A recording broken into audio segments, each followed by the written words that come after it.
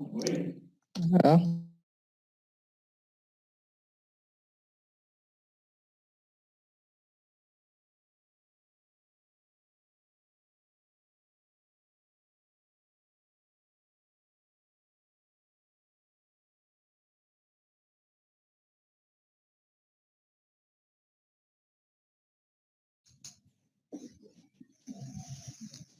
So welcome to today's class.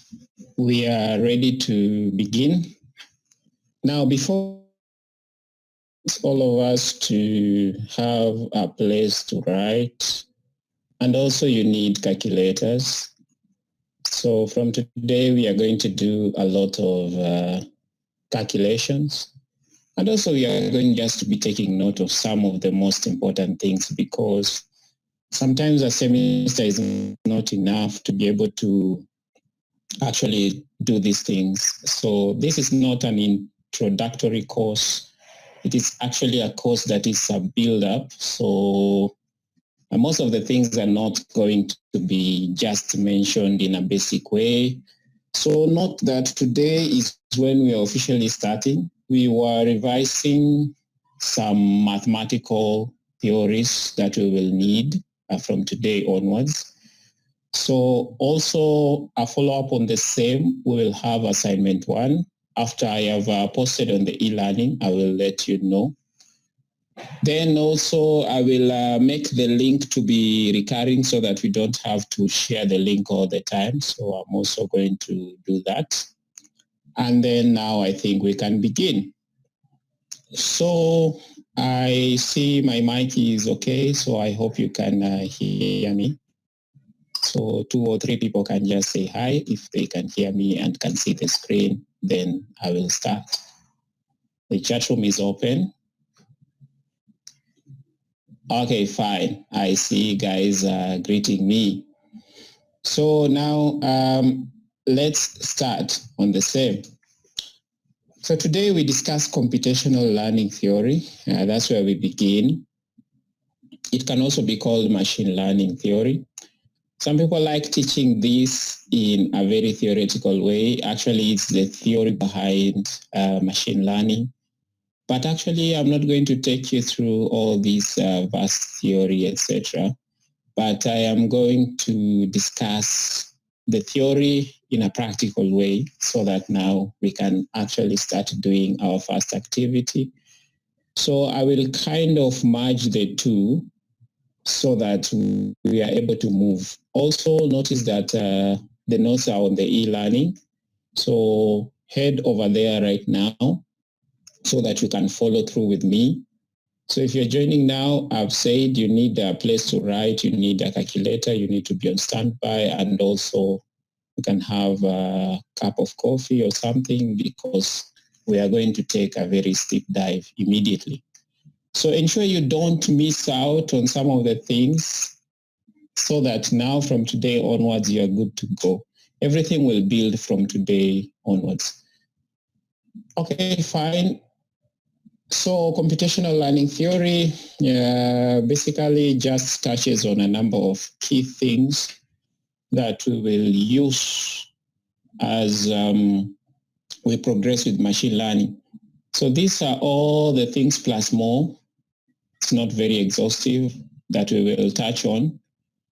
Note also that, yes, this has been labeled week 2, but I will be jumping forward and coming back and forth. There will be a lot of jumping and coming back because everything is just tied to this computational learning theory. So today we just begin on almost half of this, and then from there we will proceed on Friday with our first task. So on Friday, basically, we'll be coding our first model. So prepare also for that one. So for today, we will do the basic calculations on pen and paper. Fine. So that's the agenda. You can have a look at it so that in case you get stuck somewhere, you can always go back there. So today we start with the introduction part. So as I have said, the computational learning theory, which is also called machine learning theory or called, studies the theoretical aspects of machine learning. The major interests here are what can be learned and what cannot be learned from a given data set. What is the efficiencies of these models and algorithms? What are the current limitations of machine learning? What are the theories behind, like the building blocks of machine learning? So things like the math behind it, statistics and probability, and also some philosophical theories. So basically, this is where things are. Inductive learning is whereby we gain knowledge from particular examples, and then we form some kind of a general rule. So this is the kind of a model borrowed from philosophy, where machine learning is kind of built up from particular examples. So these examples can be obtained from data, and then we can now build kind of a general knowledge or general kind of a rule or a model that can now be able to handle some other situations which were never seen, okay? They were unseen, never seen in the examples. So this is kind of like the model that we actually need, and it was directly just borrowed from philosophy. So again, notice that philosophy tells us that this experience is actually achieved by repeating. So most of the models, in fact, all of the models, they are trained by continual repetition, okay, which we can call iterations or epoch. So what's an algorithm that learns? So here is where we start this week. Now, there are some key things that we will always remember. The first one is that an algorithm which actually learns needs, number one, the experience. There's an experience, okay, an experience.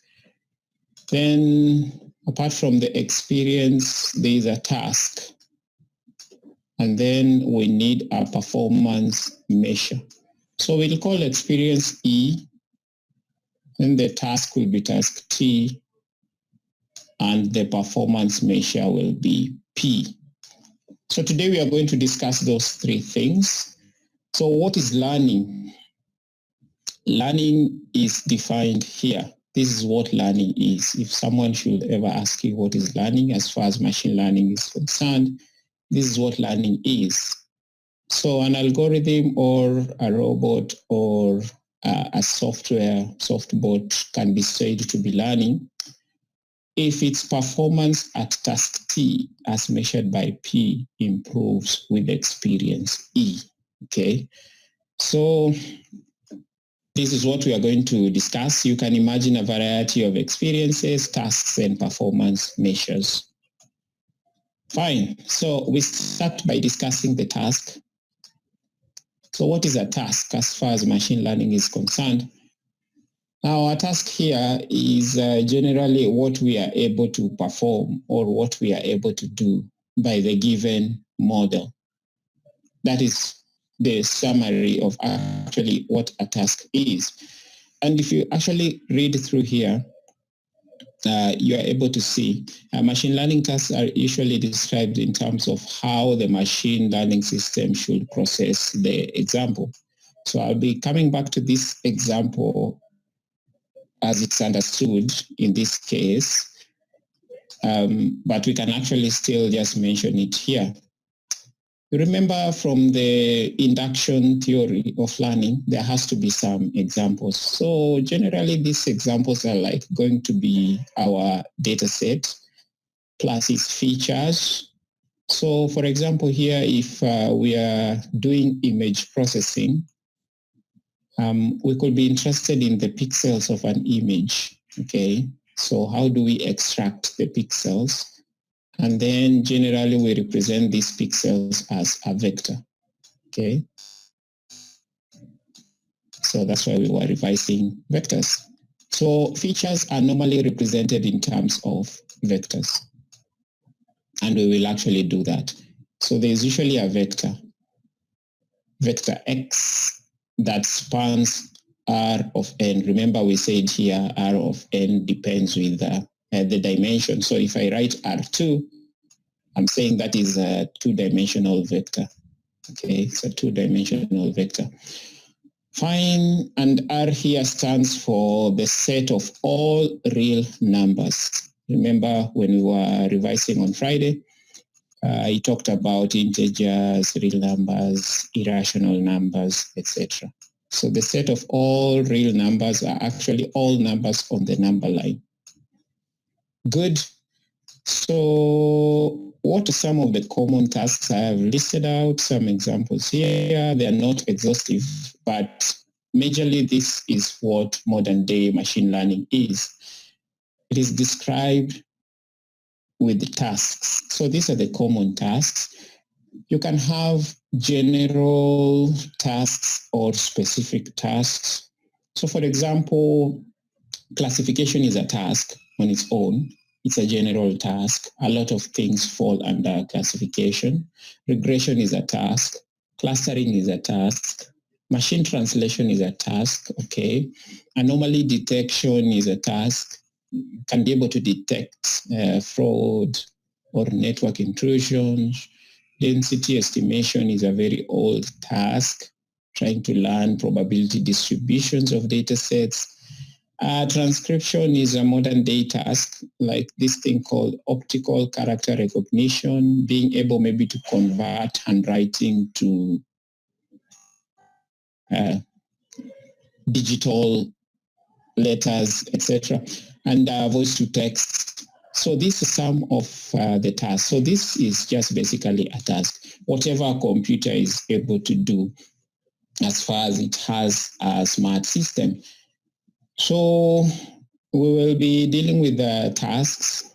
So remember, we have a task. We have performance measure P, okay, and then you have some experience E. So from the task, we move to the performance measure, which we are going to take some time. So what's a performance measure? It's a quantitative measure of a model's performance, okay? Why are we measuring performance? We actually want to know if this model is improving. Remember, there was keyword improve. So during training, you want to know how good your model is. Now, the issue here is actually that you have to compare it to something so that you can be able to say, some models are closer to the standards more than others, so those models are better. So if you remember from the introduction to AI, we talked a lot about all these things as far as accuracy and error loss are concerned. So these were actually the performance measures that we were talking about. So the performance measure is usually specific to some task. So if I'm doing classification, there are performance measures that I can use and those which I cannot use. If I'm doing machine translation, there are some performance measures I can use, some I cannot use. So the performance measure is tied to the task. That's where we begin. So here actually we have examples. If the task is classification, which are the performance measures that I can use? If the task is regression, which are the performance measures that I can use? And the list goes on and on and on. Now, the performance measure is measured using loss functions, okay? The loss function is also called the cost function, or sometimes it can be called the risk. But in machine learning, we call it either the cost function or the loss function. So those are the two names. Okay, so someone can ask you, yes, this is your model, but which loss function are you using? What's your cost function? So that leads us to start discussion on loss functions. what actually is a loss function, and which one do we actually use. So just trying to reason it out. Earlier when we began this AI story, we had like two major, these are like the two major segments of machine learning, classification and regression. As we go on, we will introduce more loss function, but for today, we want to see some of the most famous loss functions that are actually used. The other name is cost function. So these are classifier loss functions. These are regressor or regression loss functions examples. Now, remember these two are supervised learning. Okay, this is supervised learning. Supervised learning. It's actually supervised. And apart from supervised learning, we have unsupervised. And an example of unsupervised learning is actually called clustering. Okay, this is unsupervised. Now, what was the major difference between supervised and unsupervised learning? So someone to quickly call in and then tell us the difference between supervised and unsupervised learning. It's actually very easy, straightforward. So who opens the floor today?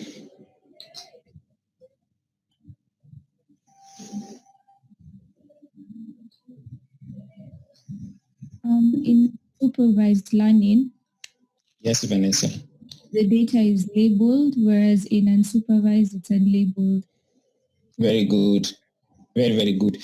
So actually, the difference between supervised and unsupervised is defined by the type of data that you have. You actually start seeing the importance of the data or data set.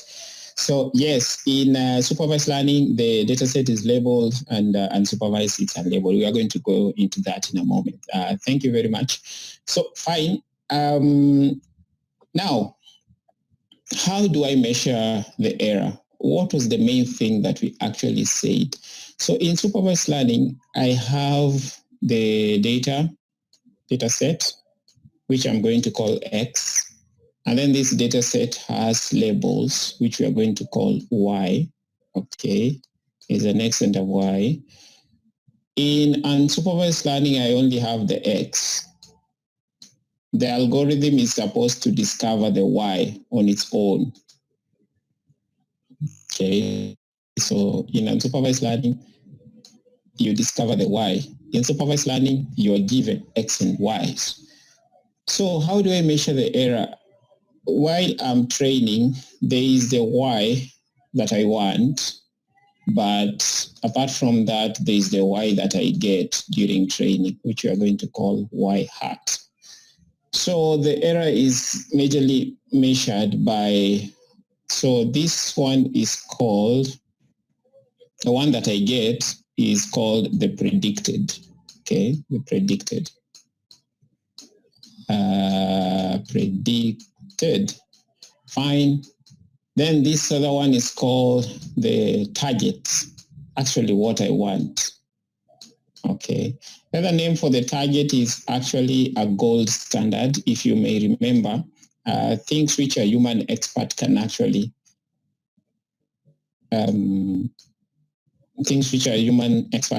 conclude, they're called the standard, okay? But the official name we use today is the target. So there's the predicted and the target, what we want. So actually the error is the difference between the target and the predicted, okay? How far is what I'm getting from what I want? That is the error.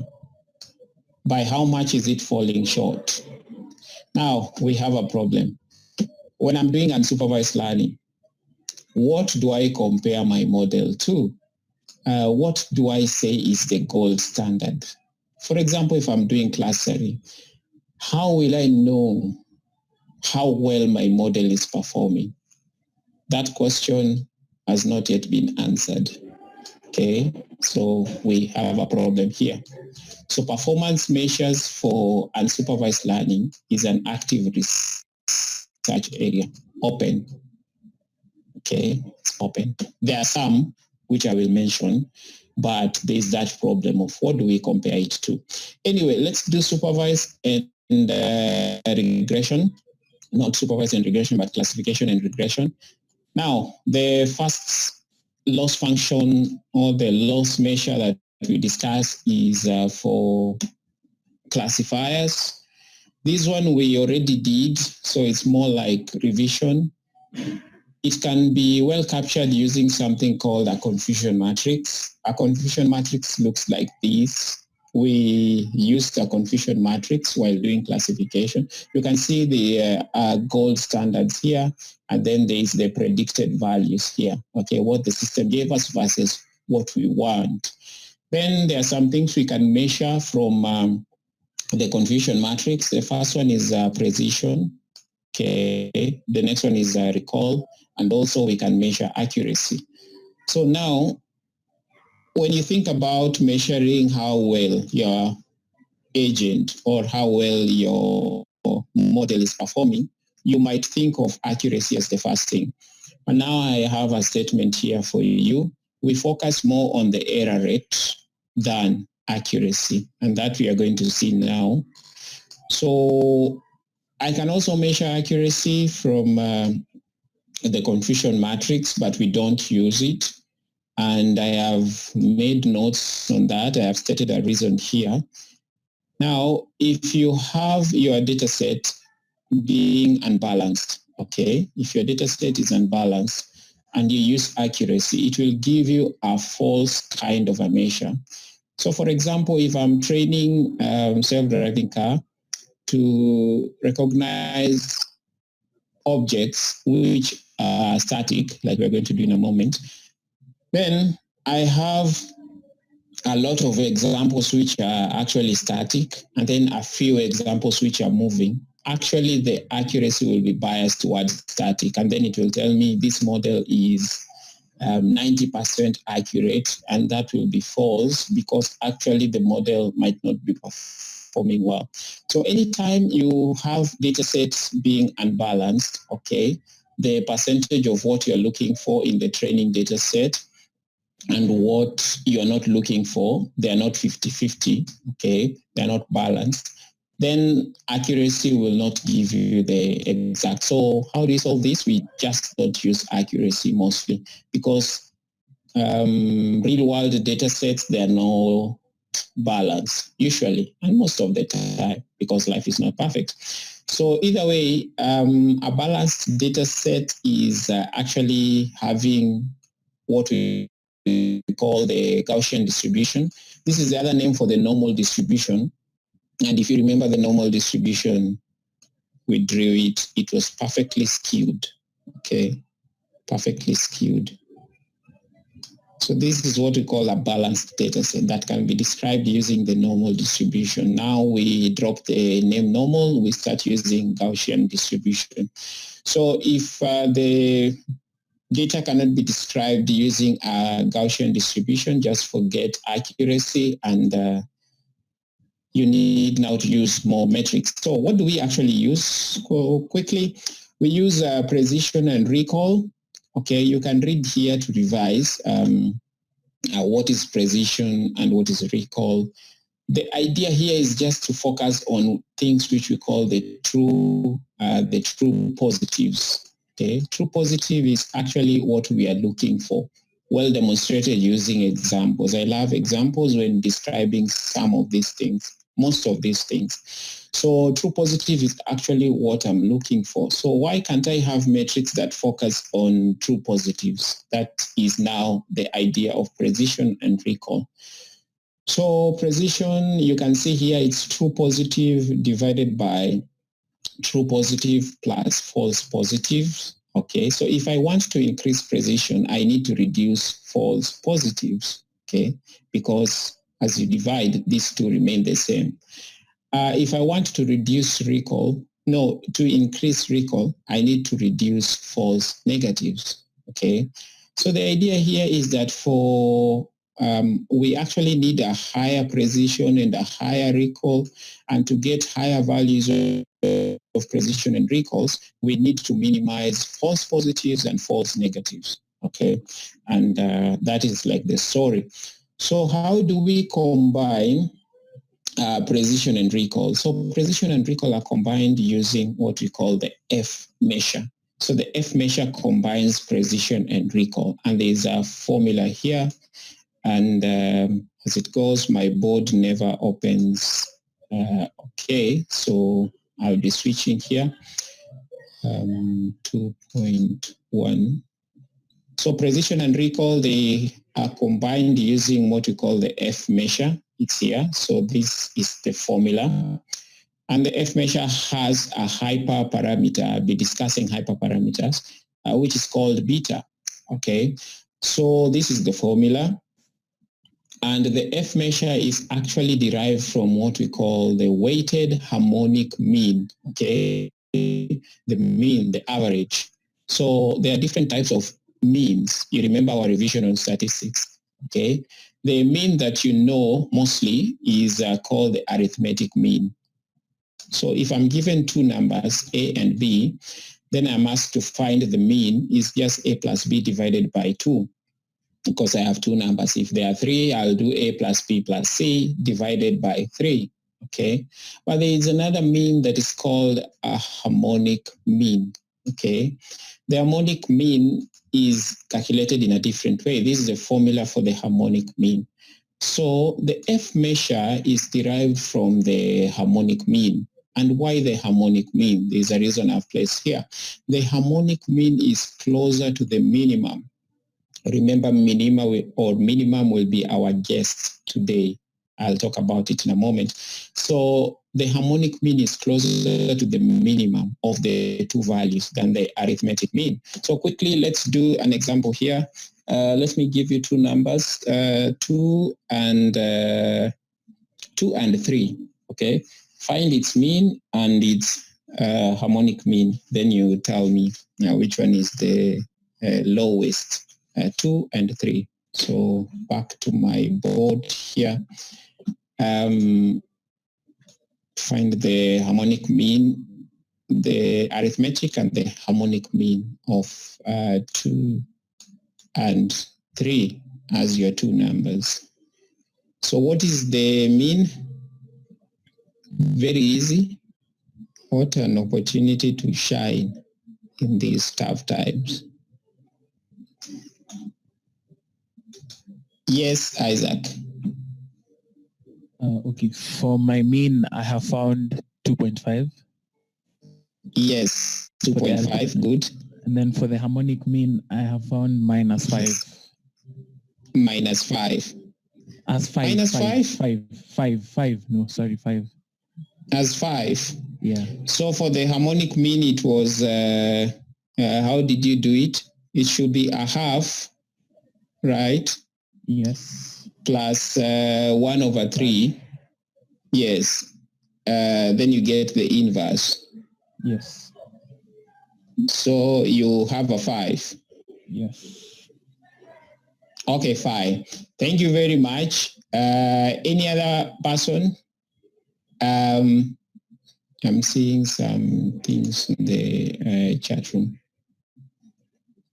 Some people have gotten harmonic of 1.2. I think it should be lower. Yes, I see a lot saying, we agree with 2.5. I think it's maybe the inverse was not found, but it's actually easy. If you check, you'll be able to see. So, so a half is 0.5. 1 over 3 is a very funny number. So let me see. 1 over 3 is that very long number. You add 0.5. Okay. Then you actually get an inverse. Yes, it should be 1.2. It should be lower always. Okay. So the arithmetic mean is 2.5. And if you check any number, you will see. and then the harmonic mean is actually 1.2. Okay, so 1.2 is less than 2.5. So that's just the idea. Anytime you get the harmonic mean, is usually closer to the minimum than the mean. Yes, everyone is confirming. So anyway, that's just a small illustration of if I want the minimum of 2, the harmonic mean. There are different types of means. There's another one called geometric mean. Okay, there are like 5 different types. So normally we don't use arithmetic mean. What is a mean? It's just a value that tries to, a single value that explains or summarizes a data set or a distribution. Okay, so it's like 2.5 here summarizes 2 and 3. And now 1.2 is lower than. So anyway, that was the idea. A F measure is just borrowed from the harmonic mean, and then the formula was derived. So it has a parameter called beta. If we make beta to be 1, we get a new formula, okay, which is called F1, which is the most used loss measure for classification. Now, what is beta? It just balances the recall and the precision. If beta is greater than 1, it favors recall. If it's less than, it favors precision. Okay, so this is the formula of F1, or if someone just asks you to find the F measure, or if you, like we were going to use that TensorFlow, if we just say F measure, or any library, it will calculate it for us as F1. So F1 is also called the F measure. So F1 or F beta, F sub beta is equal to 1. They all mean the same thing. So this is the formula by making beta to be 1. So fine. So let's say we had a data set, this one, which was there in our exam last time. So let me open this one. And then we want to check. Okay. So we did this last time. I want you to calculate F measure for these 2 cars, if you remember this last time. So I want you to calculate the F measure. This one you can just read, it's easy. But actually we have here. So the human expert, someone who knows a lot about maybe cars and is a driver. The idea is that this problem has been simplified to a 2-class problem. Okay, just trying to know if some objects that the car sees are static or they're actually moving. Okay, so we know how to calculate accuracy. So you have to construct 2 matrices here, confusion matrices, and then from it calculate precision and recall for both, and then actually get the F measure for both the cars. Fine, so I'll give you like a minute. You try and calculate the F measure. Okay, you have the formula. Now it's practice time before we actually start coding and calling libraries and actually doing these things. So if you get the F measure of the first car, you tell me. I just calculated like 30 minutes ago.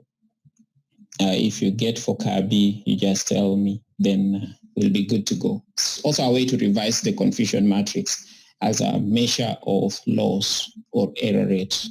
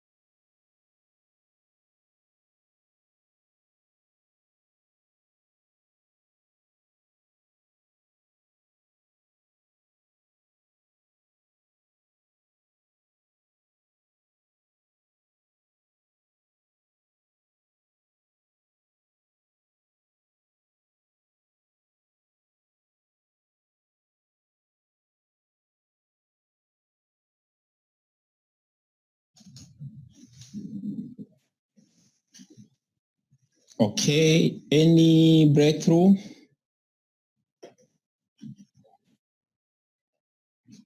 The first car or the second car?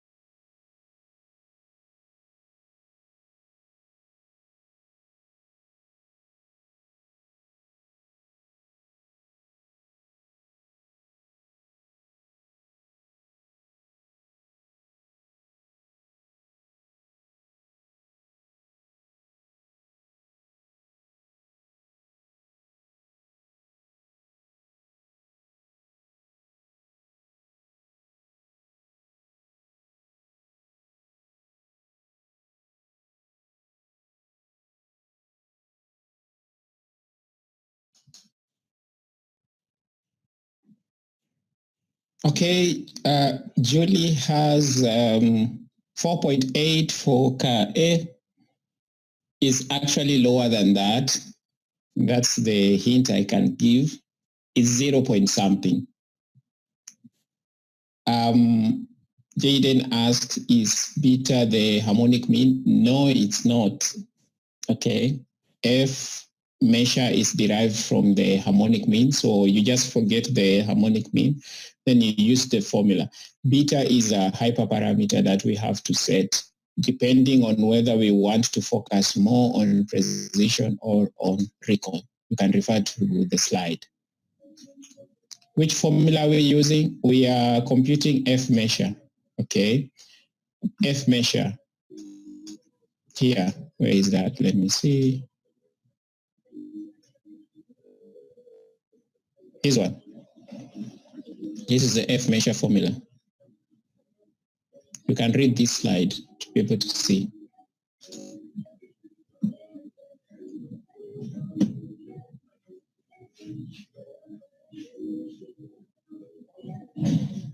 Yes, Jesse. Sir, I have a concern. Yes. In the slides, it has said the harmonic mean is closer to the minimum value than the arithmetic mean. Yes. But if you look at the example you did of 2 and 3, the arithmetic mean was 2.5. Yes. 1.2. Yes. If you take the difference between the arithmetic mean and 2, it's 0.5, and the harmonic mean and 2, it's 0.8. Why do you compare it to 2? Is it to the minimum value? Or what do you mean by the minimum value? No, the minimum value here means the smallest value that summarizes the data set. The smallest value that connects those two values. Which is? 1.2. The smallest value here does not mean to a member of the data set, no. It means the smallest average that we can compute. Are you getting the point? So the harmonic mean is closer to itself. If you take 1.2 as the minimum.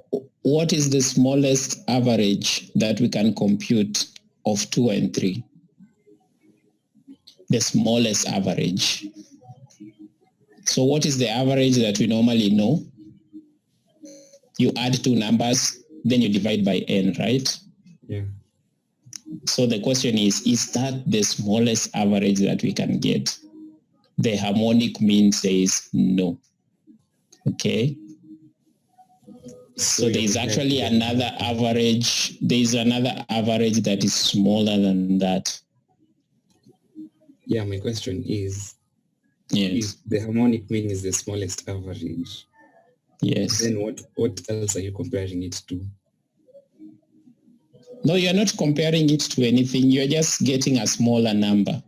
The idea here is that between 2.5 and 1.2, which one is smaller?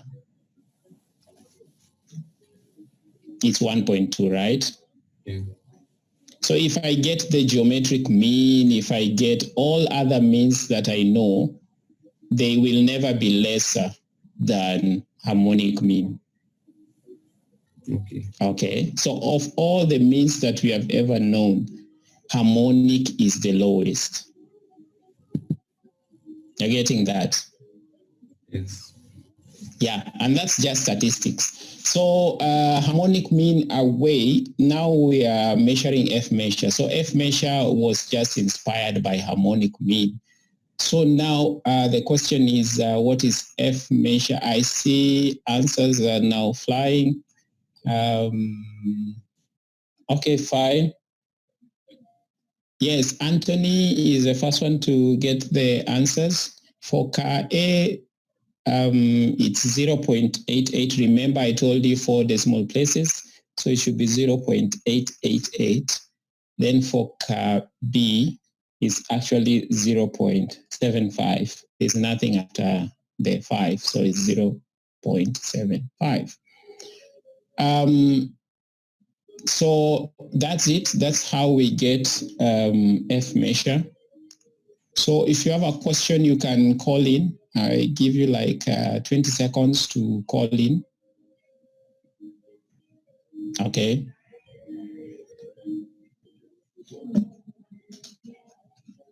So very quickly, if I may follow on the same. So for you to get the F measure, you must first know how to construct the confusion matrix. Okay. So if you don't have confusion matrix, don't even start. You won't get the F measure because F measure is gotten by, number one, you need precision, which is your P down there. Number two, you need recall, which is your R down there. So first you need to form the confusion matrix. So if you don't have confusion matrix,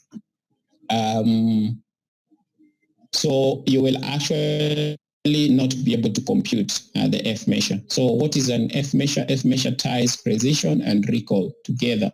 Okay. What is precision and recall? You read here. You'll be able to get. So we need to construct the confusion matrix for this data set that I gave you here. Okay, so that is the idea. You need to construct a confusion matrix here. So if I may work on this, my board, very quickly. So we need to form confusion matrix for car A.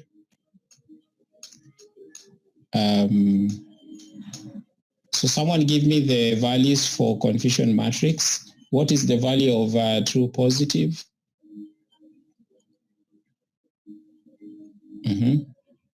Car A. Just call in.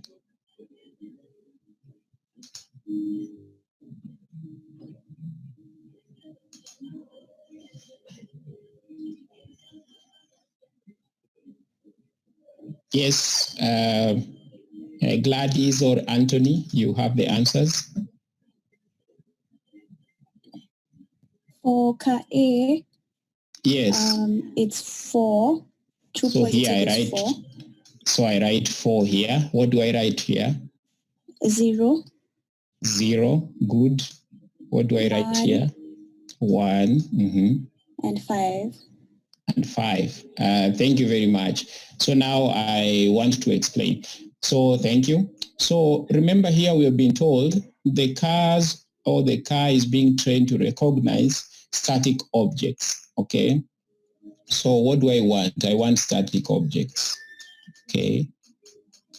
So I bring in a driver who knows what static objects are. So he tells me tree is static, road is static, and so on. So these are now my standards, okay?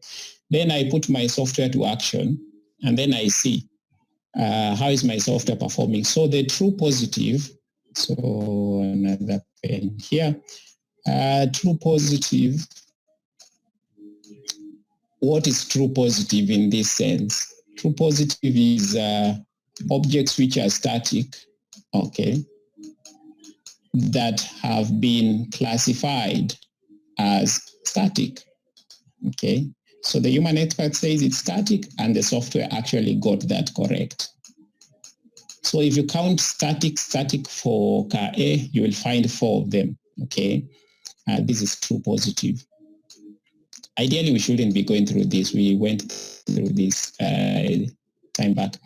Now, static is actually the true positive.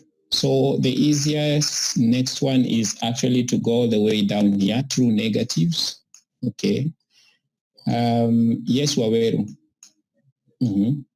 As I explained, true negative. Yes. Okay, so on my end, I actually did the opposite, whereby I had the true positive as moving. Yes. So I considered moving as 1 and static as 0. So I've gotten different answers. Yeah, it will always be a different answer because it depends with what your target is. And that is actually a good point. It will depend. What am I training the model to do? Okay, so I actually have to tell you that the car, that's why I put up this one, assuming that the car is trained to recognize static objects, because that will determine how I measure the accuracy. Very good. So always be on the lookout here. What am I training the model for? Okay. So if I'm training it for moving, you will have different error rates. If I'm training it for, okay, it will be different. So you must always answer the question, what am I looking for? So that's why this confusion matrix has to look like this. True positive is static that were found. That's what I'm looking for.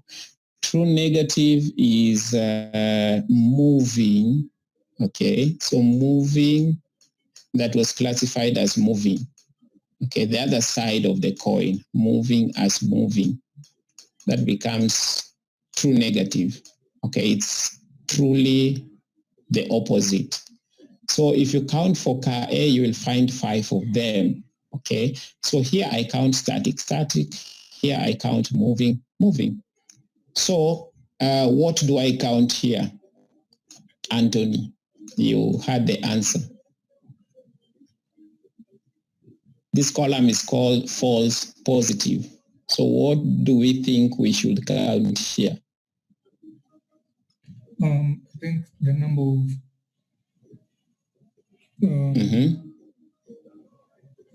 the number of static cars that were not recognized by the model, by the cars. Okay, so how do we interpret false positive? Okay, good. Last time I told you confusion matrix can confuse, so you should always be on the radar or lookout. So yes, thank you. So I will interpret it here. So false positive, okay, if I say a moving thing, okay, is static, okay, is static. Moving classified as static, that is now my false positive. Okay, and you should let this one sink in as you practice more and more. Okay, so in other words, it is classified as static, what we are looking for, but it is a wrong classification. It's false. It is false that it is true, whatever that means. Okay, so here you count moving static. So you look out for that. And then now I leave you to interpret this one, which is the last one. So actually you should form your confusion matrix well. Then from the confusion matrix, you compute precision and recall. Like I've given you the formulas there. Then you fix precision and recall into that formula of getting F1, okay? F1, not just F. Okay, so F1 has a formula there. So you also check that one out. So any question before I move to the next segment? Okay, fine. So this one, check it out and revise. Confusion matrices were there. So F measure is what is used and not accuracy, because the data set is always skewed. And we have discussed all this. This is the formula for F measure that we are using. Okay, it's called F1. So F1 means the value for beta is actually 1. Okay, and when you substitute 1 to this general beta formula, okay, if you put 1 here, you square 1, blah, blah, blah, you will actually now end up, that's how this formula is formed here. Okay, so this is the mostly used formula. So if beta is 2, you'll have a different formula, beta 3, different formula. And the more you play around with beta, the more you are doing these statements that are here. So check out these statements. Yes, fine. So now we move on very fast. So F measure is the standard when I'm using confusion matrices. If the classification is of size greater than 2, okay, the one we just did is a 2-class problem. Something can either be moving or static. We call that a 2-class problem. But if I have a 3-class problem, like this one, which we had last time, so I want to classify emails, okay, emails, want to classify emails as either being urgent, normal, or non-urgent, which we also call spam emails. So this is a 3-class problem. If you have a 3-class problem or a 4-class problem or an 8-class problem, you can still use a confusion matrix. But now you start getting a matrix that is now, so if I have a 3-class problem, I will have a 3 by 3 matrix. Okay, we had a 2-class problem, that's why we had a 2 by 2 matrix. So if I have an n-class problem, I will have an n by n matrix. So if I have such a matrix, I have to use something called micro-averaging. So micro-averaging is demonstrated here. Okay, how you are able to calculate precision and recall when you have a class size that is greater than 2. So actually also go through this one so that you know how to calculate. I could ask you to calculate a 3 by 3, okay, F measure for a 3 by 3 problem. Okay, that's why I told you this is not introductory. Now this one is the real thing. Okay, and today we just started, so it's still warm up. We will get there. We have the muscle. We just have to use it.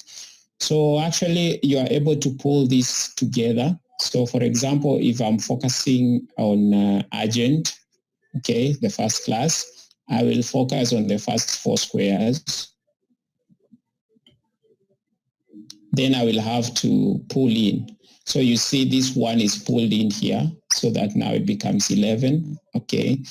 Then this 3 is pulled in here, so that now this one becomes 8. Then these other guys that are here, they are pulled in here, so that now you have 340. Then you can be able now to micro-averagely kind of do a precision for class 1. Then for normal and then for spam, the same. And then finally, you can then pull things together. If you go through this example, you'll be good to go. So, and then you can now use the F measure formula to compute the precision, not the precision, but the F value, okay, using precision and recall. So that is left out now for practice. We go to the next loss function. So loss number 1 for classification is actually the F measure. Okay, that's the first you can use to measure the error rate for a classification problem. That is the first one. If you're writing down, you can take it down. It's the F measure. And the next one is called the cross entropy. Okay, cross entropy is loss function number 2 for classification. Cross entropy is what we want to discuss here. So I will go through this one. So entropy measures disorder, borrowed from thermodynamics into information theory, now into AI. So it is just a way to measure disinformation or randomness. And if you remember very well, when we were doing ID3 algorithm for the decision trees, entropy was actually helping us a lot, entropy and information gain. So actually we can use entropy to measure how a system is performing. Okay, when you're using entropy to measure that, is called cross entropy loss measure. So there's just an idea here. When entropy reduces, probability always increases. Okay, they have like an inverse relationship. So you have like a small curve here to kind of see how the shape of the curve looks like. It's like this. This is the shape of the curve. So the lower the entropy, the lower the uncertainty. You can plug all this in here: uncertainty, disinformation, randomness. Okay. So a lower entropy means a higher probability. So if I have two events, event A and event B, okay. So remember, anytime you have two events, this is a binomial problem from our revision, okay? So event A maybe is that I will pass exams. Actually, you just have like one event. This event is that, what is the probability that I will pass machine learning? And then the other one is the opposite. What is the probability that I will fail? So this is a Bernoulli example. You can revise. So if I am very sure that I will pass, then it means the probability is higher. So let's say I am 80% sure, or I am 0.8. Okay, I'm 80% sure I will pass the exam. If I am 80% sure I will pass the exam, then I am 20% sure I am 20% sure I will fail. So maximum is usually 100. Let me see. Okay, my screen froze and the app collapsed. So I will restart it again. So when I'm 80% sure that I will pass, I am 20% sure I might fail. Okay, then so it's actually back. So there's something I want to illustrate right there that you must get. The connection between entropy and probability will always show up in machine learning, and you must know. So yes, my example is still there. So I just need to zoom in. Yes, fine. So you have to get this one. Good, 80% sure that I will pass, and then 20% that I will fail, or I might fail. So I won't focus on failure, okay? So failure is like the opposite of passing. So here is what I want you to get. If I am 80% sure that I'm going to pass machine learning exam, then the uncertainty is lower. Uncertainty means you are unsure. So someone who is 80% sure they will pass is more certain than someone who is 50% sure that they will pass. So 50% sure that I will pass means also 50% sure that I will fail, means that I am 50-50. That's the term we normally use. So 50-50 is the highest uncertainty, okay? That is the highest. You score the highest entropy when you are 50-50. So if you're gambling, 50-50 is the worst place to be. Okay, that's like the worst place to be. That's where entropy is the highest. When I am 50-50, it's so dangerous to work with someone who is 50-50. You have to be either sure that we are doing this thing, or rather be totally unsure, or just totally out of the game. So it is a risky place to be at 50-50. That's where the entropy is the highest. Anyway, so how do we use that to measure our errors? So actually that is called cross entropy range. You can read here. Entropy is measured for a random variable x with probability px. That is just terminology. Here is the formula for entropy. We used this one back then when we were doing decision trees. And it's actually this formula that we are going now to make our loss function from. Okay, the loss function. So how do we calculate this one? So remember, there is entropy, cross entropy, but what we are doing here is binary cross entropy. Okay, binary cross entropy. So I have simplified it to be binary, but we will also be using entropy.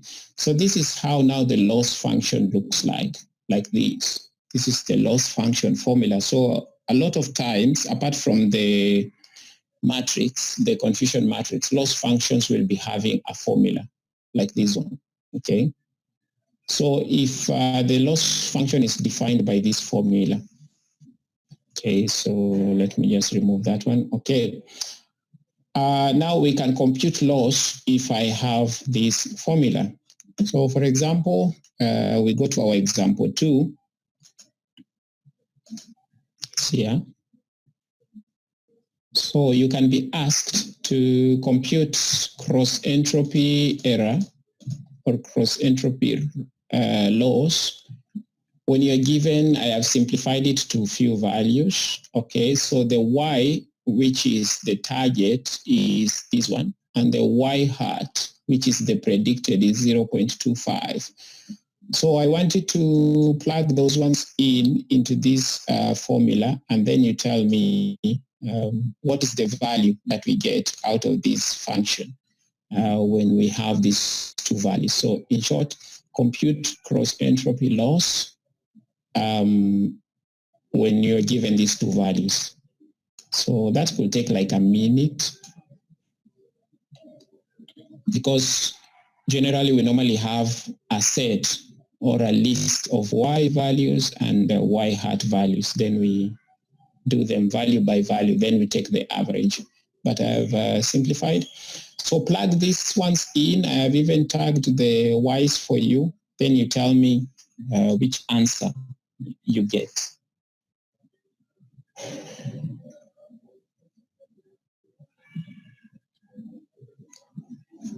You can forget these i's. This just talk about the position when you have a lot of this, but you only have one of these, so these ones don't apply here for now.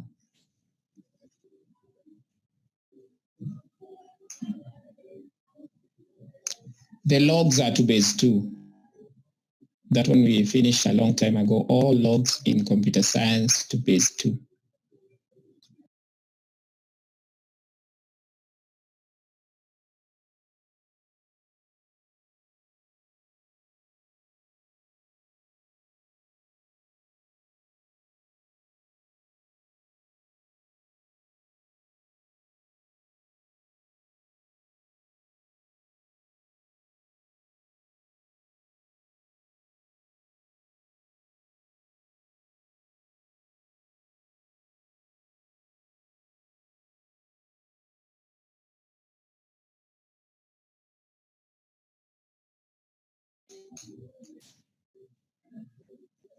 Okay, Bainfat has 1.386, but remember the log is to base 2. So revisit the calculation.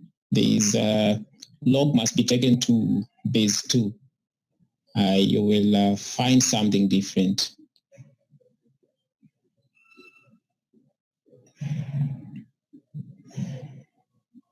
Yes, answers are now pouring in. Gabriel has the right answer. It should be negative 0.4150. It's a negative. Yes, others, they have the answer but forgotten the negative sign. Where's the negative sign? It's outside here. Okay, it's negated. Anyway, the thing here is just you plug in 0 where y is and 0.25 where y hat is, and then you compute the loss, etc. So that's just the basic idea. So you don't have to be afraid, but you should expect a lot of calculating of these things and actually coding. So the idea here is that we want to minimize this function. I will get to that in a moment. So the inside value are negative. No, just recheck. There's something there that you'll be able to see. So anyway, so this one keeps freezing. Okay, fine. So the idea here is that we might want to minimize this function as we get closer.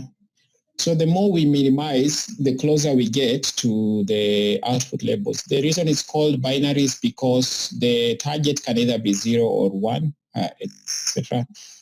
So you read here so that you see actually what happens when you do that one. That is cross entropy error. The next error that you will be seeing in classification is called perplexity. Perplexity is, I won't write down the formula. Yes, Joseph. Okay. Yes. Hello. Please, could you please? Hello. Yes, we can hear you. Look into the calculation of this process. Could you please look into the which one? Calculation of the cross entropy, the one where we're having negatives inside. Okay. So the difference, the bone of contention is the sign. Yes, that's the one. Okay, fine. So should it be negative or positive?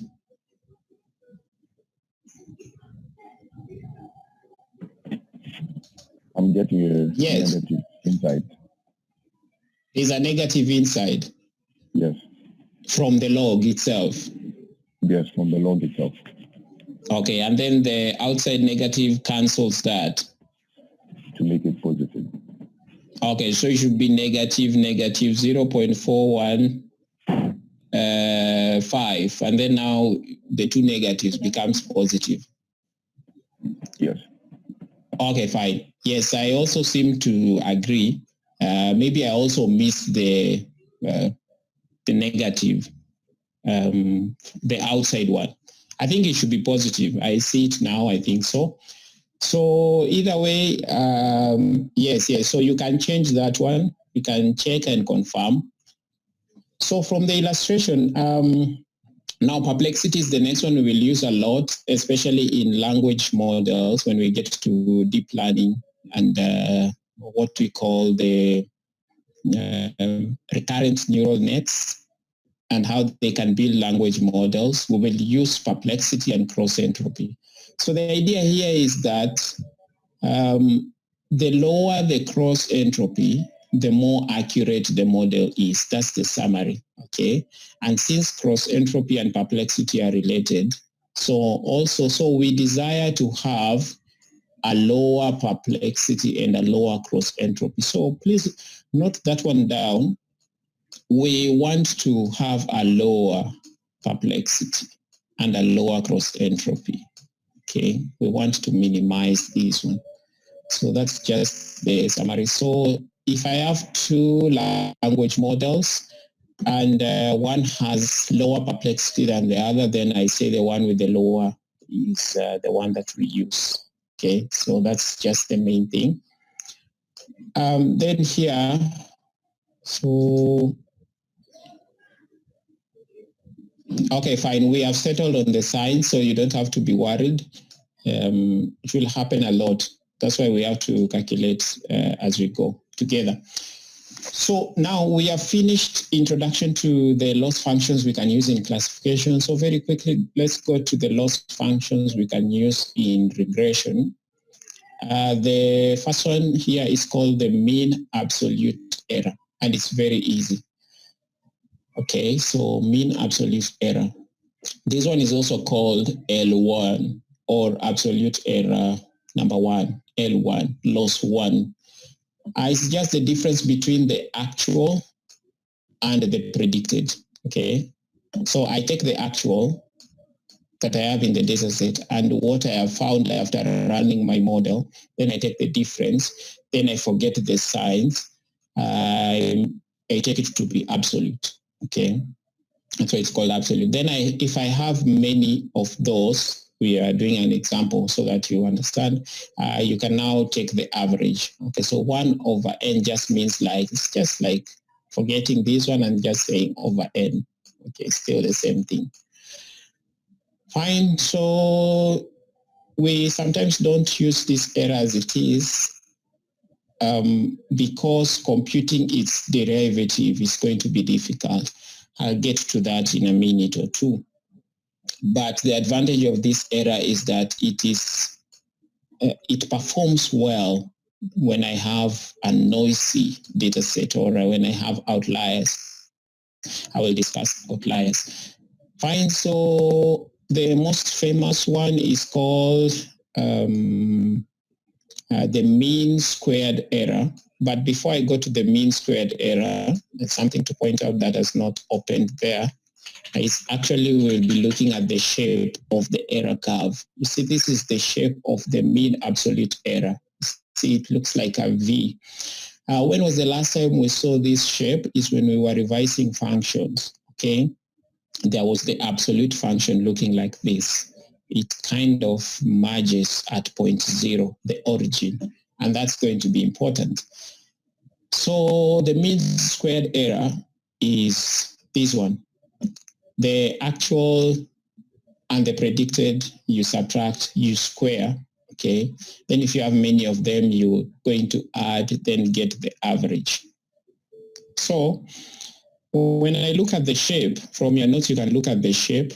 When you look at the shape of the mean squared error, you see now it is more smooth than the absolute error.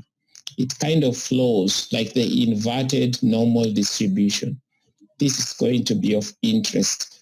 The shape of the curve is extremely important. Now, we call that shape a convex, okay? The beauty of a convex curve is that it only has a global minima, a global minimum, which we were revising last time. So a curve that has, so this is my Cartesian plane, 0, the origin, x-axis, y-axis. So if I have a curve looking like this, okay, and I have a line passing through like this. So we call this a convex, okay, because this line, as I pass it through, the way it's cutting these points, the bottom of the curve is on the other side. This is called a convex curve, and this line is called a secant. Secant. This is the secant. Good. Then, if I have another line here, just touching the curve, this one is called a tangent. Those two lines have very special geometrical properties. Okay, this tangent is actually what defines differential calculus. Okay, this secant has very beautiful geometrical operations, which I won't go into today. So this is the curve. When a curve looks like this, it's called convex. That one, I cannot overestimate how important it is. I will be back to that. So the beauty of the mean squared error is found in its shape. Then the other beauty is that we can easily find its derivative. Why are we finding derivatives? We'll talk about that in a moment. So the problem is that it does not scale well for outliers. Also that one we'll talk about it. But for now, let's have an example. Let's say you are given the following. Then you're asked to compute the mean squared error of this data set. So now here we have a number of numbers, or whatever that means. Okay, calculate the mean squared error. This is the y, this is the y hat. Y is always called the target, y hat is called the predicted. This is what the system found, this is what we want. So calculate the mean squared error. Okay, here. It's easy. Follow through the formula. You can make a table if you want to. You have your y hat, you subtract, you square, you add them all, you divide by n. Then you tell me what you will have. I just calculated mine 5 minutes before the class started.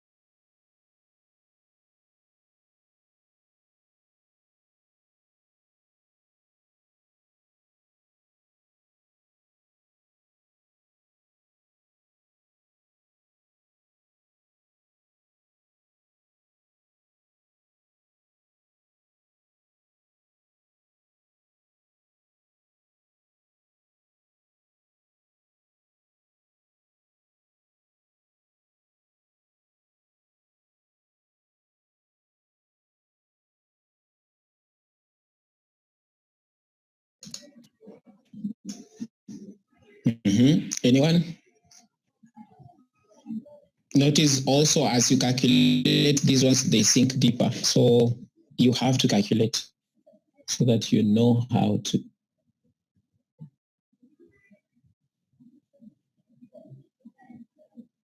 These ones will be calculating for every data set in the exam, when coding, etc.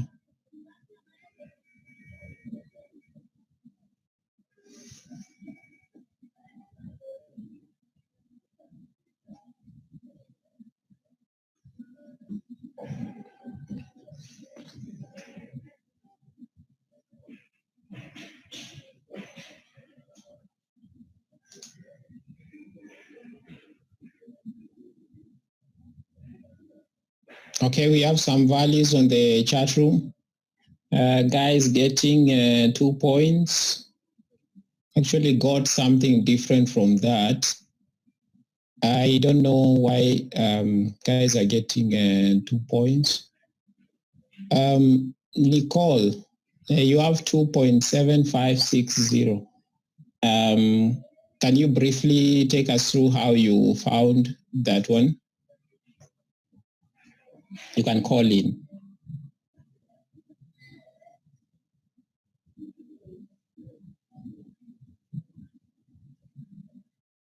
Okay, so I drew a tick for y and a hat. I did the subtraction. So yes, then I added. So you have just a bit. So you have a column for y's, okay, going downwards like this, and for y hat.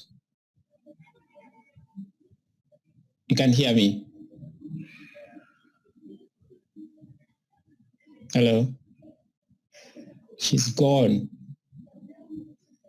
Okay. Let me see if there are more chats here. Everyone has different values. Which formula are you guys using? What's happening? I know it's almost lunchtime.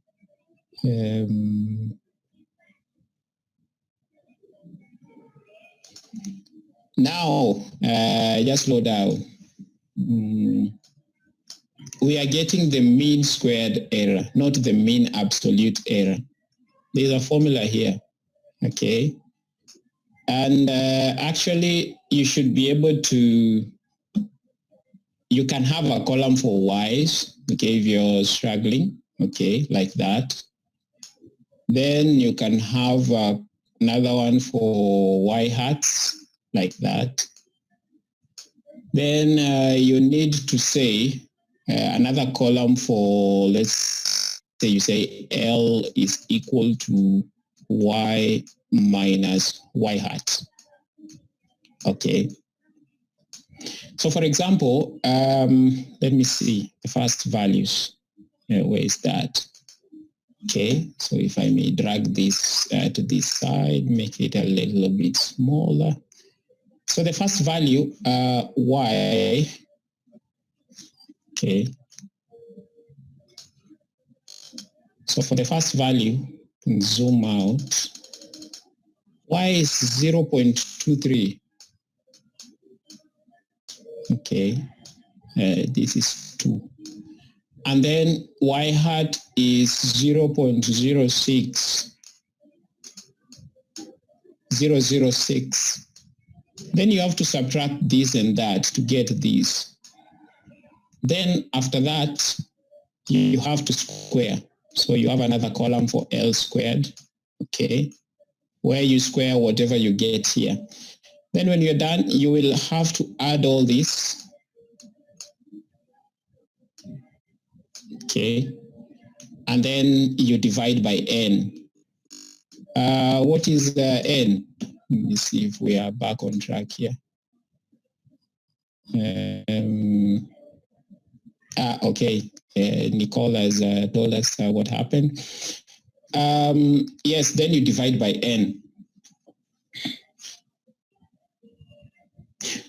So after squaring everything and adding, what did you get? Let me see for guys who have answers are flowing in, but I feel like they're wrong because everyone is getting different one. If everyone was getting the same value, I could be suspicious of mine.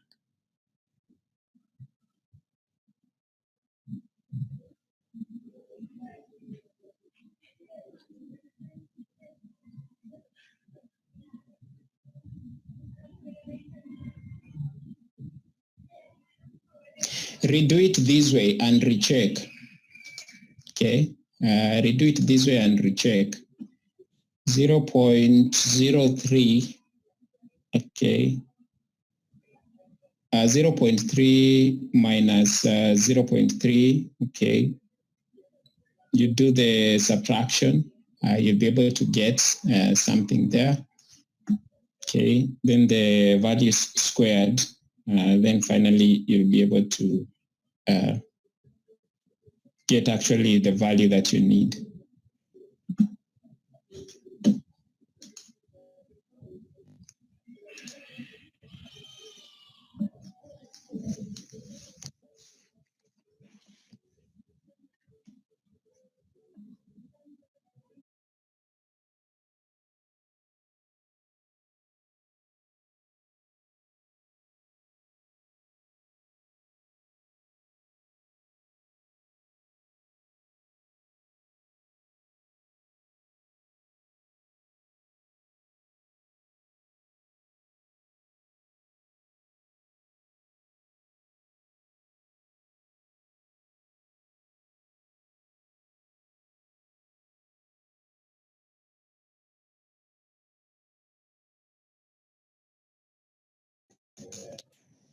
Okay, fine. So now I have to move on from here. So 0.23 minus 0.006, you're able to get your value there. Then you do 0.3 minus 0.3, which is actually 0, which when you square, you will still get a 0. Then next is 0.5 minus minus 2.8. Okay, so the minus and the minus becomes a plus. Then here I have negative 0.04 minus, okay, 0.25. So this is negative. It's like adding them and then getting negative something. So you'll also, so in this last calculation, you'll have a negative number here, okay? Then you will square all those values individually. You will square them, okay? And after squaring, you will be able to add them down here. You actually don't have to make this table, but I've seen a lot of you struggling. So maybe you're in machine learning and maybe doing something else. It doesn't work that way. So from today on, you have to be here alert and concentrated for 2 hours. So then you are going to add all those values down here. Then you're going to divide by n. So what is n? It's just the size of our data set. It's 1, 2, 3, 4. So we have 4 things. So you divide it by 4, whatever you get. If you do that properly, you will be able to get 4 point something, which I won't tell you. So you check that one out to see where the errors are. Fine. So that's the mean squared error.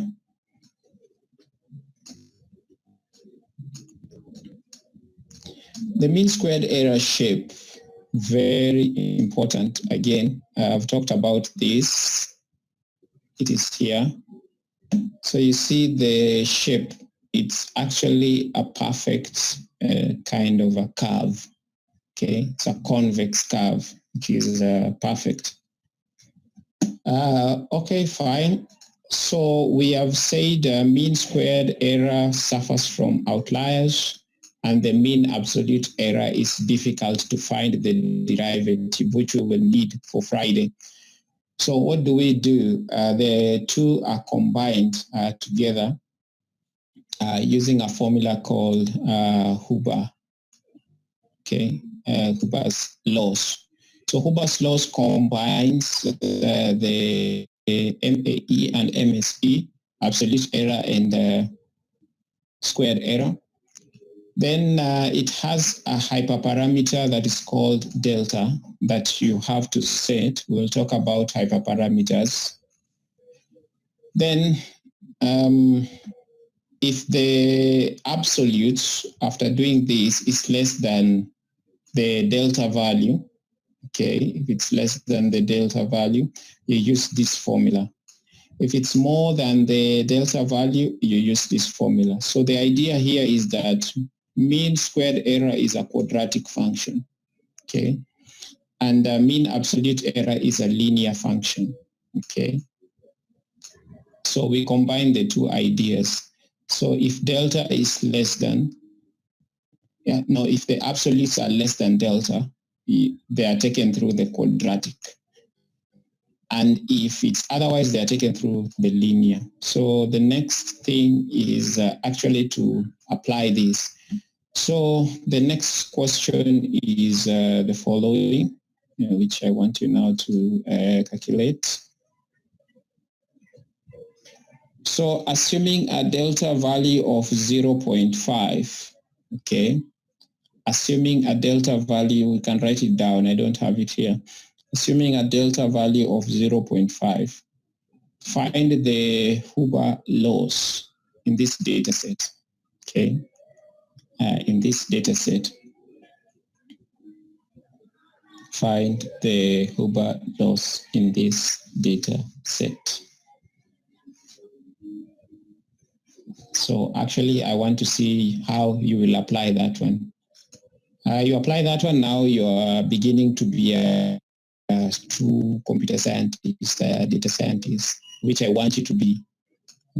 You must be either way. There is no option.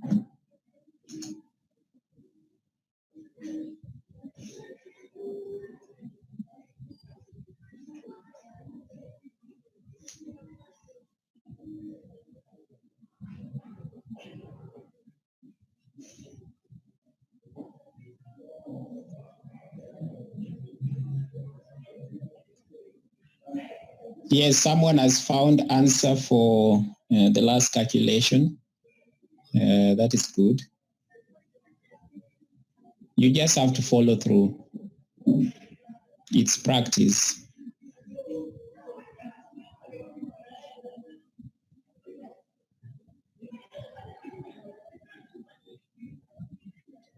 Okay, yes, Salome wants to know where we use the two formulas. You just start by calculating this part, okay? Do this part. Note that y hat is the same as fx, okay? So when the absolute is less than delta, which I've given you to be 0.5, then you use this formula. Otherwise, use the other formula. And the formulas are actually clear on your side from the notes on the e-learning. So there are two formulas to be applied here, depending with what the absolutes are. So calculations and calculators on the ready.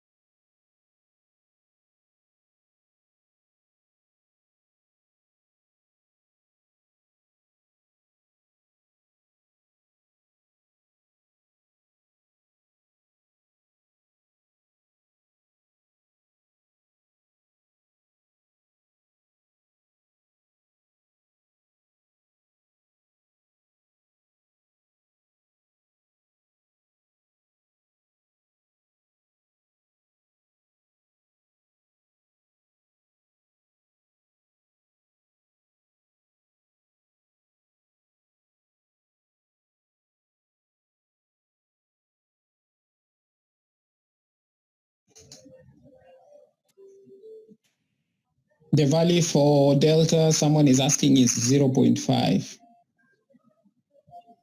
Delta is 0.5. Delta is a hyperparameter. What's a hyperparameter? To be explained. It's part of the computational learning theory. So what do you actually get?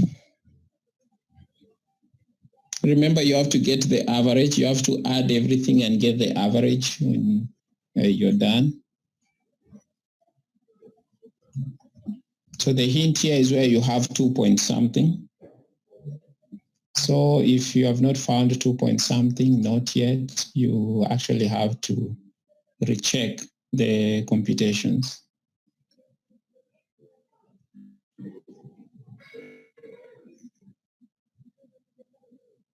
You can make a table again if you're struggling. The first column should have y minus y hat or fx, okay? Then that will help you to make the decision on which formula to use in the next column. If it's, and you must write up there, delta is equal to 0.5. If that column, after subtracting y and y hat, absolute, remember this is absolute. So if it's negative 2.5, that number is 2.5. Okay, and 2.5 is greater than delta. That's how you interpret it. Also here, when you're calculating, this is absolute. And you're going to multiply by delta. Then you will subtract a half delta squared.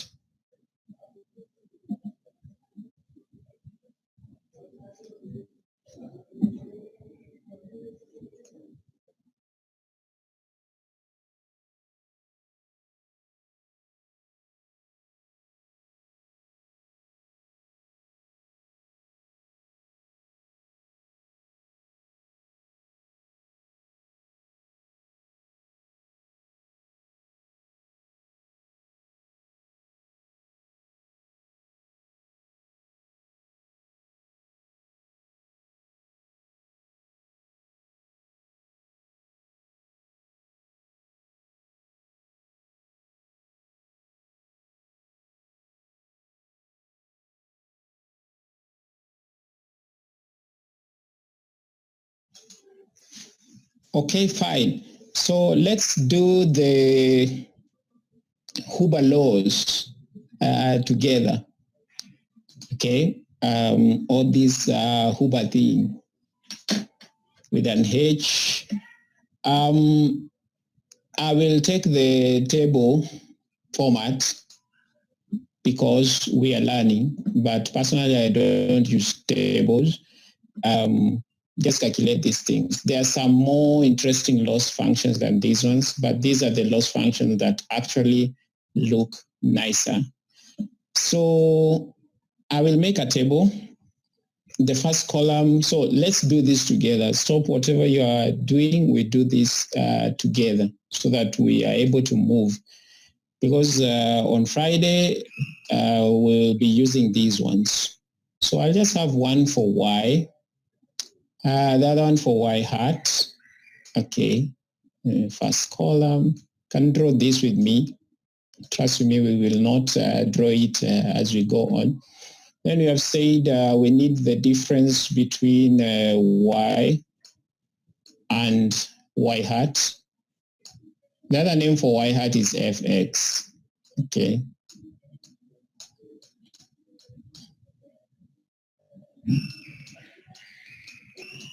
So let me write it up there.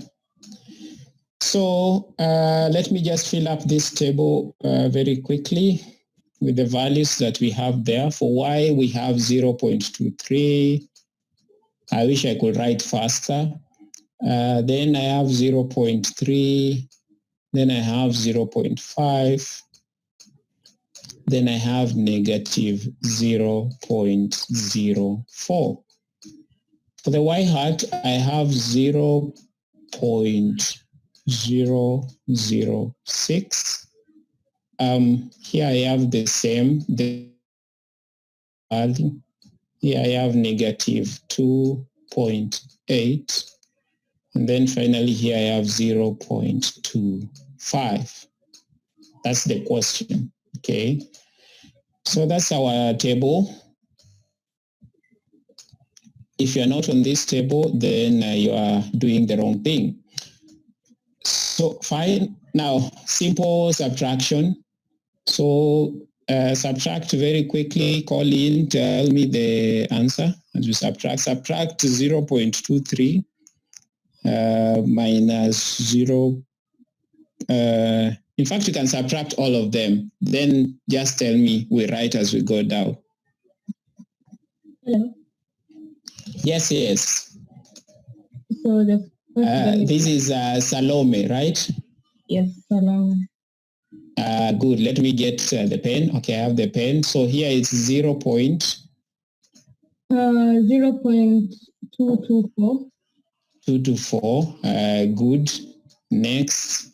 0, right? Good. Then here 3.3. Yes, yes. My screen is freezing, but it's back.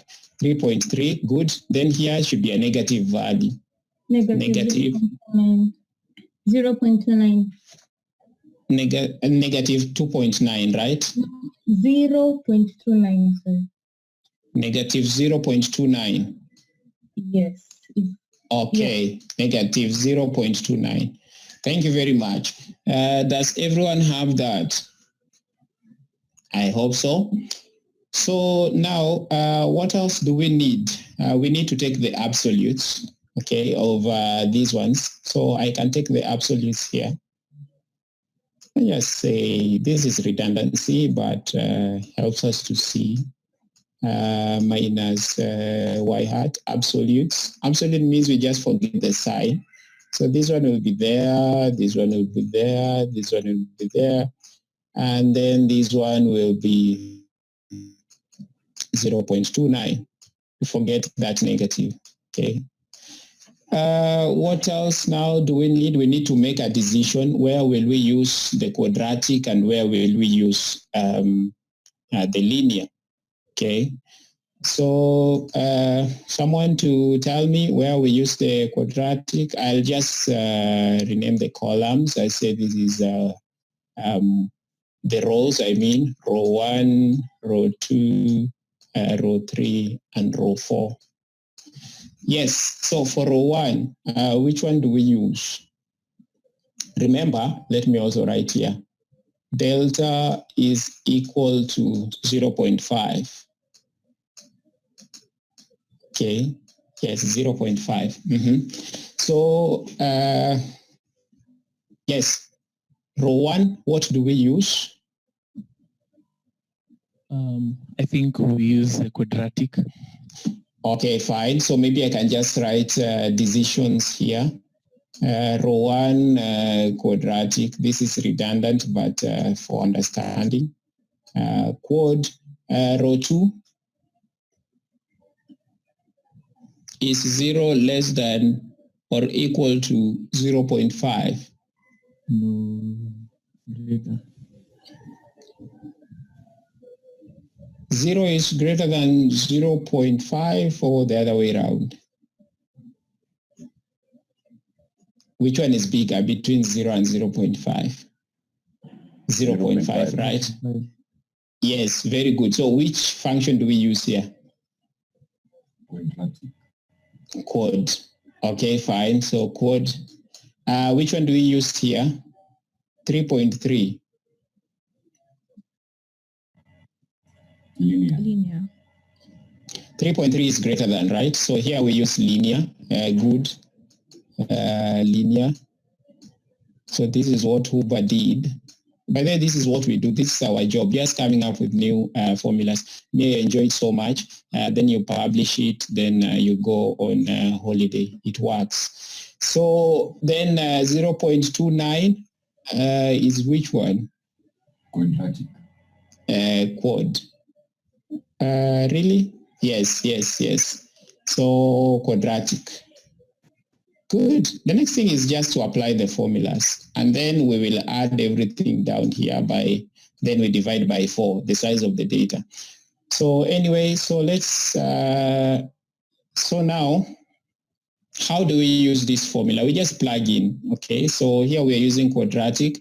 So what was y minus y hat? It was actually this value, 0.224. So you just square 0.224, then you divide by 2, or you multiply by a half. Which value do we get there when you do that? So we are now using the quadratic formula. You get a different pen, this one. 0.224 squared is what? Then we divide by 2. 0.025. 0.025. Okay. I hope everyone agrees with that one. Okay, there is no counter. So the next one is actually the easiest. What is 0 squared divided by 2? 0. It's actually a 0. What an opportunity to shine. Very good.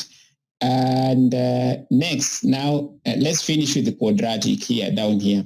0.29 squared divided by 2.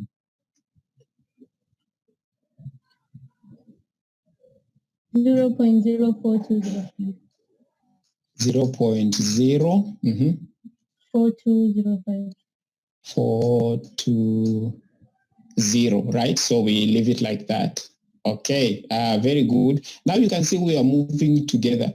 I really miss the Blackboard and the class sessions. They're actually great. So we're actually now seeing linear. So linear might be a bit challenging, but from now you should never be intimidated. You just plug this thing in, and then you will look like sophisticated mathematicians. These are the things to do when they call you to that data science interview. Just start by writing these formulas, and everyone will be scared.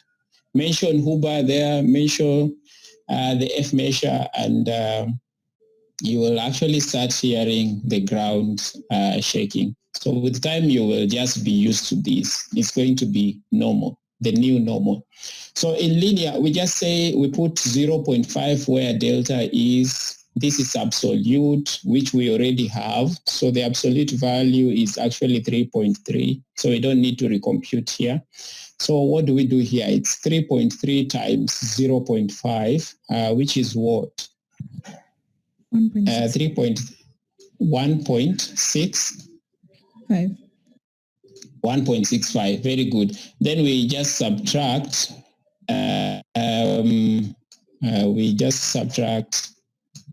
so our delta happened to be 0.5 and we have a constant here, a half. So it's just like saying 0.5 cubed, okay? Delta will not always be 0.5. We will get to hyperparameters, I will tell you. So anyway, what's the value we have here? Looks like a negative, or no, not a negative. 1.525. 1.525. Good. So taking all this to be correct, let's do additions. We add all this. Let's add all this.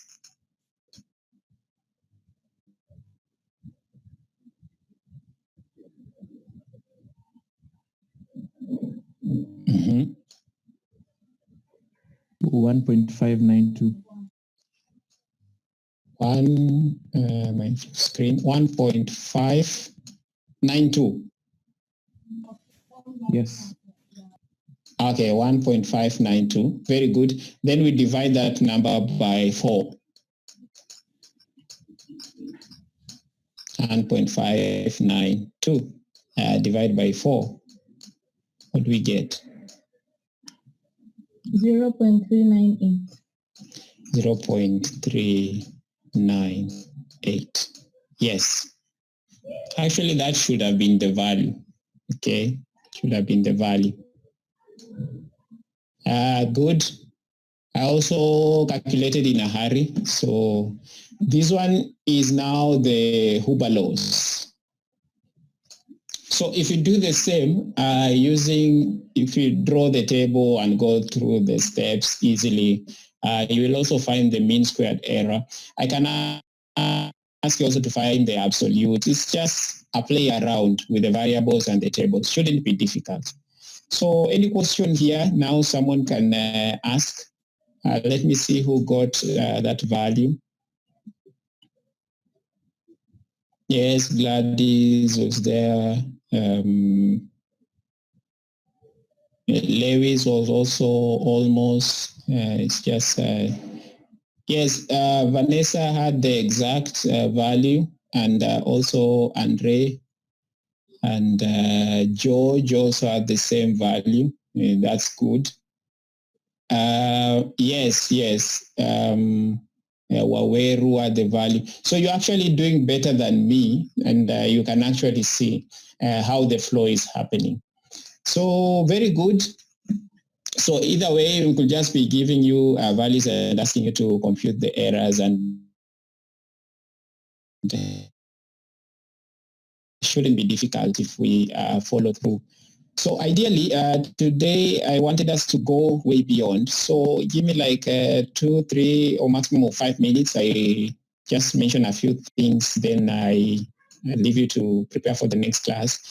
So just stick with me. The idea here is how does the loss function look like? We have familiarized ourselves with a few calculations, but now here are the shapes. Please examine these shapes. The Huber laws combines the two, so you actually see it shares the shapes of the absolute and also the one for the squared one. So you see as different values of delta are here, the different deltas, how you play around with your hyperparameter is going to be important. We are going to discuss that. So then you have other loss functions depending with the application. Remember we said the loss function depends with what we want to build. There's another one called log cos hyperbolic loss, which is built from the hyperbolic cosine. Remember I gave you the hyperbolic functions. They are going to be of important use in machine learning. So if you get the log of the hyperbolic cos, you get something like this.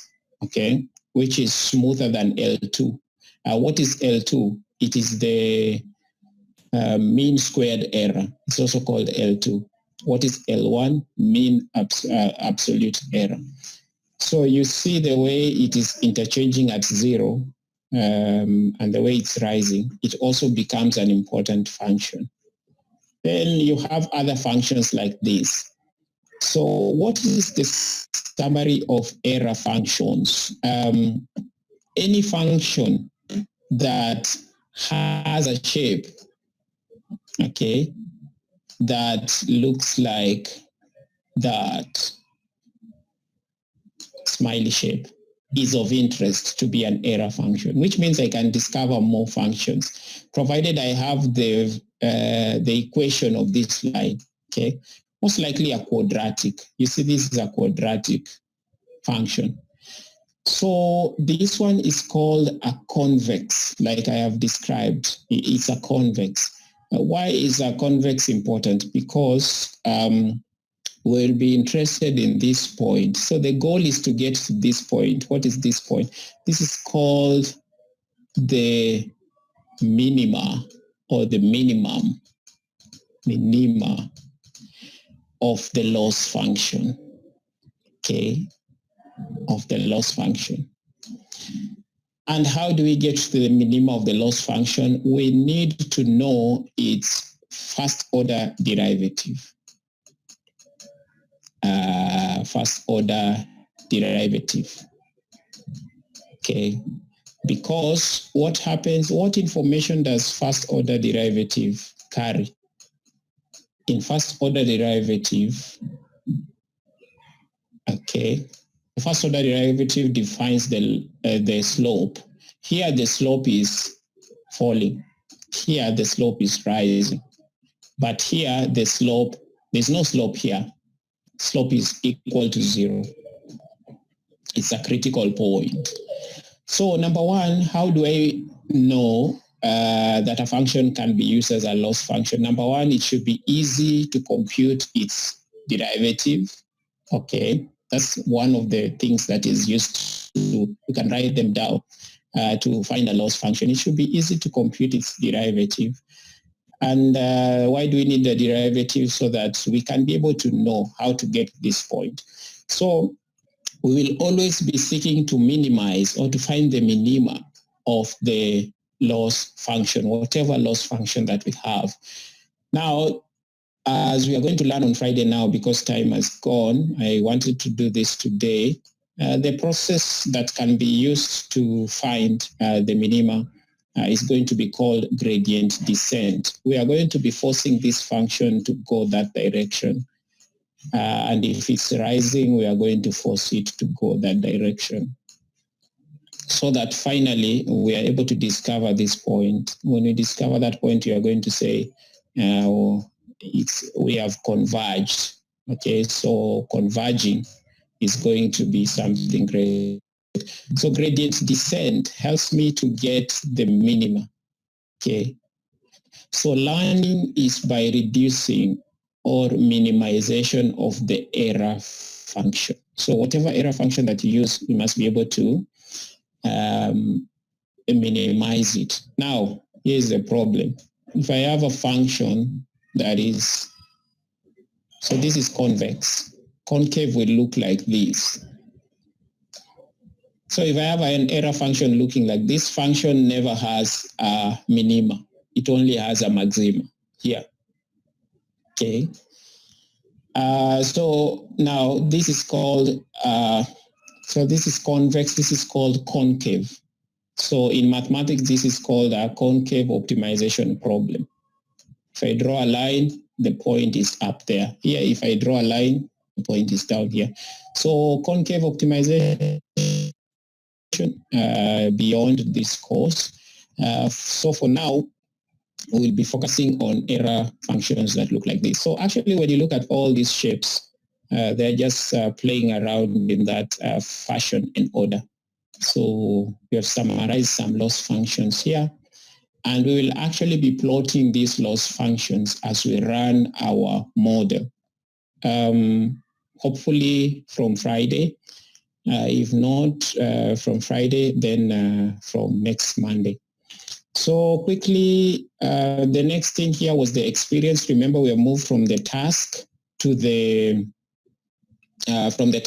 performance measure. These were all performance measures, how to measure performance. And we have not yet talked about minimization and gradient descent. I've just mentioned them. Then the next thing is the experience. The experience is just the data set, okay? And you should read here and be able to know. Is there a question? Someone is calling in. Okay, fine. So let me talk about this for a minute, then finish. The experience is mainly the data set, okay, and the features that it has. We'll talk about this. Now you have to write this one or note this one. The experience has got two key parts, okay? There's the independent variable, which we are going to call X vector. Then there's the dependent variable, which we are going to call the Y vector. This is extremely important. So independent variable, they can be many. So we can have independent variables. That's important. Dependent variable is always one, okay? So the number of independent variables is going to determine the dimension.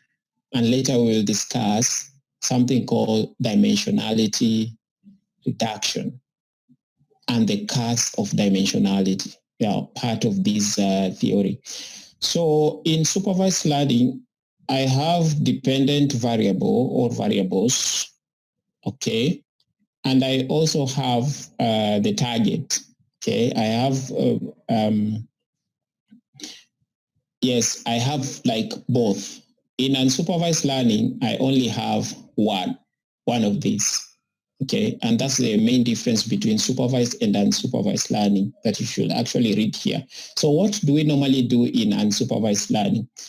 We are just trying to get a probability distribution, okay? Px.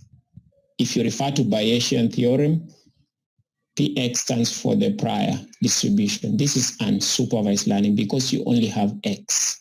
In supervised learning, where you have both X's and Y's, okay, we are normally just trying to get the posterior or the likelihood sometimes, okay? So you are given X and Y's, then you are trying to learn the probability of Y given X, okay, which is the conditional probability. That's how we mathematically define supervised learning. So finally, a data set is expressed in the form of a matrix, which is called a design matrix. The rows defined by each example and the columns are defined by each feature. That's going to be how we define a data set. So for example, when I write this, X included in all real numbers raised to 720 by 7, it represents a data set with 720 rows, okay, and 7 features. And it's going to be easy. It's just the way we mathematically explain it. So from here, we were meant now to jump. So we are going to jump to chapter 4. So on Friday, I will be discussing this part. So you can go ahead and actually check. So on Friday, we are going to do regression. We discuss it, okay, and we see how the error function, it's going to use the mean squared error.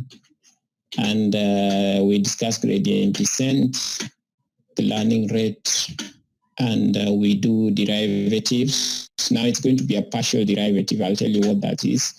And then after we are done here, we are supposed to go back. But before going back, this will be our first model to build, okay? And we are going to work on Google Colabs and actually prepare our notebooks. So that will be what I thought that we will do both today but then we have to continue on Friday. So I am finishing. Is there a question from today's long and engaging class? The rest are practices that you have to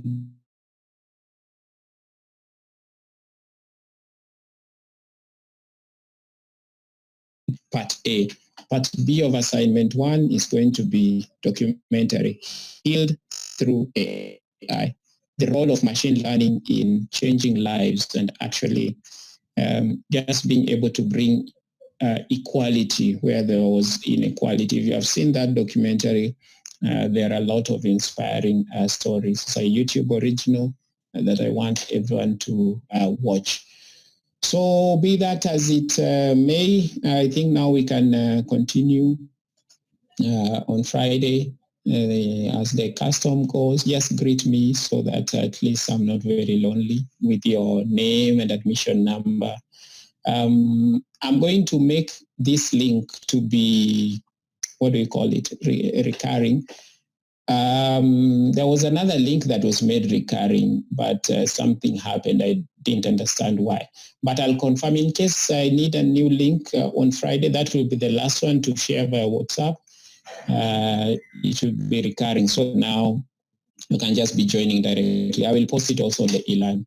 All the best. Enjoy your day. Enjoy your lunch, and see you on Friday. And you can engage me, by the way, if you feel stuck, even during the weekend. I can set up other meetings using Microsoft Teams. And if you feel we need to discuss something, you can drop me an email or shoot me a WhatsApp message.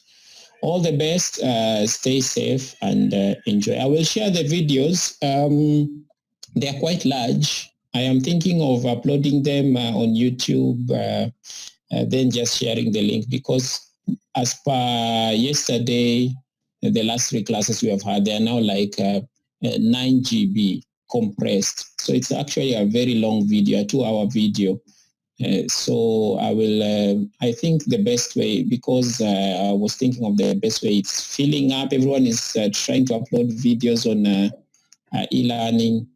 The servers are filled up. So there's actually a problem. So bear with me as I'll upload all of them, then share the link. And then that will be it. Edmund, your hand was up. I hope you're okay before I tell everyone to enjoy. I was just asking, could you update the notes on e-learning? Yeah, they are up to date, up to what I'm using today. Or unless you are asking for extras to go ahead. Do you have the ones for today? Okay, I have the ones for today, but they're not like comprehensive. I think they're missing 4 slides. It's like you downloaded earlier. Yes. Yeah, I felt like after doing some calculations, like 30 minutes to the class, I felt like I should add the shape. So I just added. So if you downloaded earlier, please, that 2.1, just delete it and download the one that is there right now. Okay, right. Thanks. Oh, all right. Very good, everyone. All the best. Remember to submit your, now it's not called IBA, it's called WBL, Work-Based Learning. Remember to submit your reports on time. If you have not been assessed, having problems with your supervisors, please, you need to shoot me an email, and then we will handle you so that you submit on time. All the best. Enjoy your day. Stay safe. See you on Friday.